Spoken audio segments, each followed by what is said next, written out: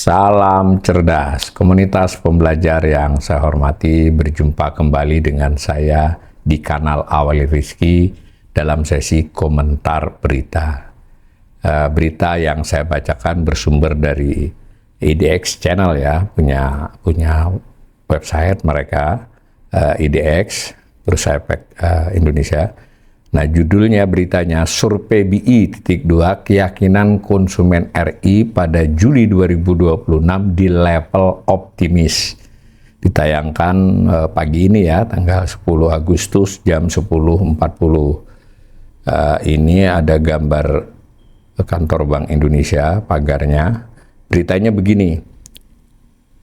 Bank Indonesia melaporkan indeks konsumen indeks keyakinan konsumen atau IKK itu pada Juli 2026 masih berada di level optimis, yakni 116,8. Angka tersebut konsisten berada di atas ambang batas optimis, yaitu indeks di atas 100, meski secara bulanan IKK Juli 2026 turun tipis dibandingkan bulan sebelumnya yang mencapai 117,8. Saya komentari sedikit ya, jadi Bank Indonesia itu melakukan survei konsumen, kalau saya tidak salah di 18 kota, kemudian respondennya kurang lebih 1.600-an rumah tangga yang ditelepon ya. Dulu ditelepon, saya tidak tahu sekarang kayaknya masih ditelepon, itu kemudian ditanyakan berbagai hal. Nah, hasil dari pertanyaan-pertanyaan dari responden tersebut dibuat indeks, banyak indeksnya, indeks utamanya, indeks agregatnya itu disebut indeks keyakinan konsumen. Nah, pada dasarnya semua pertanyaan itu bersifat lebih baik atau lebih buruk ya, tentu dengan konteksnya masing-masing, sehingga nanti dicari nilai bersihnya. Jadi kalau 100 itu berarti jumlah yang menjawab lebih baik dengan lebih buruk sama, karena itu kalau di atas 100 berarti yang menjawab kondisinya lebih baik itu lebih banyak. Jadi di atas 100 dianggap optimis. Ini dulu berita ini. Nah, di sini dikutip lagi, Direktur Eksekutif Departemen Komunikasi BI, karena itu merupakan siaran pers tertulis ya, BI untuk beberapa banyak hal yang sifatnya seperti ini, sifatnya tertulis, atau juga mungkin ada dokumen panjang yang disebar kepada media ya, kalau yang bersifat di lamannya kita juga bisa baca. Nah, itu kata Pak Denny Prakoso ini ditopang oleh indeks keyakinan ekonomi saat ini IKE dan indeks ekspektasi konsumen EK. Nah, jadi udah ini yang agregatnya itu IKK, keyakinan konsumen, terdiri dari dua komponen lagi, komponen indeks merupakan indeks juga yang disebut dengan indeks ekonomi saat ini IKE. Itu adalah kelompok pertanyaan yang menanyakan kepada responden, nanti diolah, yang menanyakan kondisi saat ini dibandingkan 6 bulan yang lalu ya, itu namanya IKE. Jadi kondisi menurut persepsi responden, konsumen diartikan di sini 6 bulan yang lalu. Sedangkan yang satunya lagi indeks ekspektasi konsumen IEK, itu adalah kelompok pertanyaan kepada responden tentang persepsi mereka terhadap kondisi 6 bulan mendatang. Kedua-duanya digabungkan, dibagi dua, itu dapat EKK itu ya. Nah, mari kita baca lagi.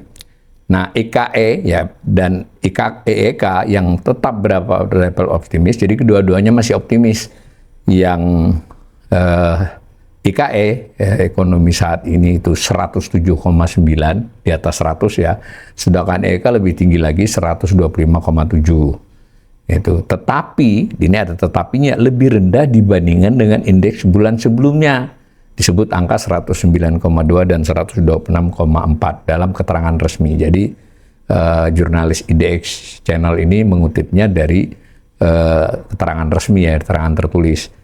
Nah, penting ini ya, tetap optimis tetapi turun angkanya, maka bisalah kita bisa mengomentari tingkat keyakinan konsumen meski masih optimis itu menurun. Nah, persepsi konsumen terhadap kondisi ekonomi saat ini tetap kuat. Ini tercermin dari ini penjelasan saja ya, tapi lebih rendah 107,9 yang tadi IKE tadi kondisi saat ini dibandingkan 6 bulan yang lalu itu turun. Bulan kemarin di sini kan Juli ya, survei Juli berarti Juni. Diumumkannya sih Agustus ya. Nah, yang Juni itu 109,2. Nah, diberitakan juga optimismenya si IKE itu ditopang oleh indeks penghasilan saat ini. Nah, jadi tadi IKK terdiri dari 2 komponen indeks besar, IKE dengan IEK. Nah, sini si IKE itu terdiri lagi beberapa indeks 3 ya sebenarnya. Ini yang disebut adalah indeks penghasilan saat ini. Kurang lebih yang ditanyakan kelompok pertanyaan tentu. Itu kira-kira penghasilan saat ini dibandingkan 6 bulan yang lalu bagaimana? Nah, ini masih tinggi ini ya. Jadi IKE, IPSI-nya 101,4. Lalu ada juga indeks pembelian barang tahan lama. Jadi kelompok pertanyaan yang menanyakan pembelian barang tahan lama itu juga 104,1. Tapi yang agak rendah adalah indeks ketersediaan lapangan kerja, masuk akal ya. Indeks ketersediaan lapangan kerja itu kurang lebih menanyakan kepada mereka kondisi saat ini untuk ketersediaan lapangan kerja dibandingkan 6 bulan yang lalu seperti apa. Ini nilainya 101,1, berarti hanya sedikit yang menjawab lebih baik ya. Yang lainnya menjawab lebih buruk. Nah, menurut BI, ekspektasi konsumen terhadap kondisi ekonomi, nah ini yang ke depan, itu EEK yang 125,7, tapi juga turun. Tapi ini nanti saya perlu garis bawah ya, responden di Indonesia itu kalau ke depan itu nyaris tidak pernah di bawah 100. Bahkan di saat COVID kemarin saja, IKE itu di atas 100 ya, jadi orangnya itu optimis ke depan lah, kalau dibentuknya pertanyaannya. Sehingga yang penting kita lihat adalah tingkat optimisme ke depan itu bagaimana perkembangannya. Nanti kita di sini menurun dibandingkan bulan lalu ya. Nah, disebutkan lagi oleh berita ini tetap menguatnya itu yang ke depan itu ekspektasi ketersediaan lapangan kerja. Jadi mereka terhadap kondisi saat ini dibandingkan yang lalu bilang memburuk, tapi ke depan dia masih yakin 123,1 yang lapangan kerja ya. Masih optimis kan, lebih banyak yang optimis ke depan. Bahkan kalau untuk penghasilan itu 133,6. Mereka yakin lebih banyak yang yakin bahwa ke depan 6 bulan ke depan penghasilannya membaik. Nah, sedangkan kegiatan usaha ini untuk kelompok responden yang menjawab tentang usaha ataupun dari responden yang menjawab tentang pandangan mereka terhadap kegiatan usaha itu juga optimis kalau ke depan. Dalam survei yang sama, BI mencatat, nah ini aspek lain. Jadi survei itu selain menghitung EKK juga ada aspek lain yang dilihat, yaitu rata-rata proporsi pendapatan konsumen ya. Ya, untuk konsumsi namanya average propensity to consume ratio. Jadi ini kalau di teori ada ya, tapi ini kan survei ini. Ini Juli itu sebesar 72,7%. Artinya dari 100% pendapatannya itu dipakai 72,7% untuk konsumsi. Nah, angka ini relatif stabil kata berita ini. Sebelumnya 73, tapi kalau 1 bulan dari 73,0 turun ke 72,7 itu besar sebetulnya ya. Ini juga karena ngutip saja dari rilis. Nah, rilis BI kan biasa memberikan nuansa yang positif ya. Saya ingin ingatkan pemirsa, dalam 1 bulan turun 0,3% porsi itu turun berarti porsi untuk konsumsinya. Porsi ya, ini tidak bicara nominal. Nah, pada saat bersamaan proporsi pendapatan yang digunakan untuk membayar cicilan utang itu 10,5, naik dari 10%. Lihat nih, bulan sebelumnya, bulan Juni itu 10% dari pendapatan untuk mencicil utang. Bulan Juli 10,5. Nah, kan tadi konsumsi turun tadi ada kaitannya dengan ini karena dipakai untuk membayar cicilan utang.